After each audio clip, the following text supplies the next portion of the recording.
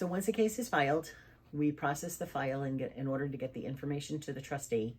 The trustee does provide us with a list of documents that they require, and it is 6 months pay stubs, 2 years tax returns, 90 days of bank statements, plus including the date of filing, payoff statements, auto title registration for vehicle, retirement statements, leases, real property information, which is deeds, mortgages, notes, and proof of insurance, closing statements and loan applications for second mortgages, auto appraisals, and proof of ID, Social Security, and signed debtor's declaration pages.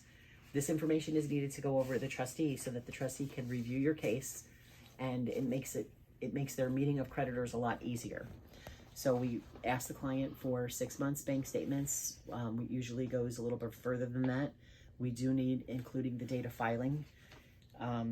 So we ask the clients to keep continuing to send us the information so that we can hold it in the folder, just in case the trustee requires it.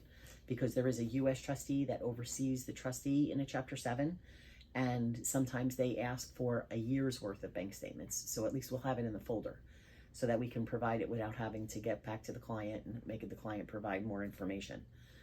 We do need proof of your photo ID and your Social Security card, and this will help the meeting of creditors so that the trustee can verify that you are who you say you are. And he has a picture of you because we have telephonic meetings now instead of face-to-face. The trustee wants to make sure that he has a copy of your ID on file. The 2 years tax returns are just to have the trustee review it to see what your income is and base it on the income that you provide us to make sure that everything matches up. And all vehicle information, we ask for vehicle information for to make sure when we pull a VIN check that it's for one person owner or 2-person owner, that they want to see the registration to make sure that if it's a 1-person owner or 2-person owner, just to verify that it's okay, that it's evening up with the VIN check. They also want to see identification, proof of insurance for the vehicles as well, so that this way it all matches up, because on your insurance it also states how many vehicles you own and what the vehicles are, and the trustee can match it up to make sure that if there are more vehicles in the household that are listed, that they're not in your name. So it's just a way for the trustee to get a check and to make sure that everything that you've provided is all yours and they can review it. That's for the Chapter 7. Chapter 13 is a little bit different. In a Chapter 13, we have to provide the trustee with the CMI package, which is 6 months pay stubs up to the date of filing, and then 2 years tax returns. And we provide that to the trustee, they review it, but they also, after your 341 meeting on a Chapter 13, the trustee also requires that you provide 6 months bank statements.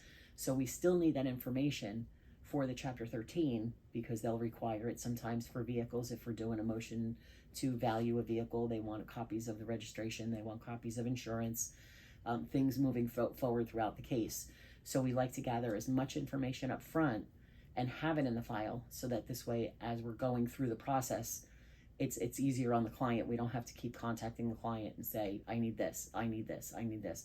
We try to get everything up front so that it's ready to go and we have it. That's the processing file, processing the file to get it ready for the meeting of creditors. That's the documentation that we need. Sometimes there's requests here and there of certain things that we could get to the client and get and ask for, but otherwise we like to try to have as much upfront as possible. So it's tax returns, it's bank statements, it's pay stubs, it's vehicle information, real property information, leases. If they're a lease, we need to know exactly when the lease started, when the lease is going to end, what the security deposit is. It's all stated in the lease. 1 copy of a lease, we're done. We have all of the information that we need. So as much information as we can get up front, the easier it is down the line going through the process. And that's how we process a file.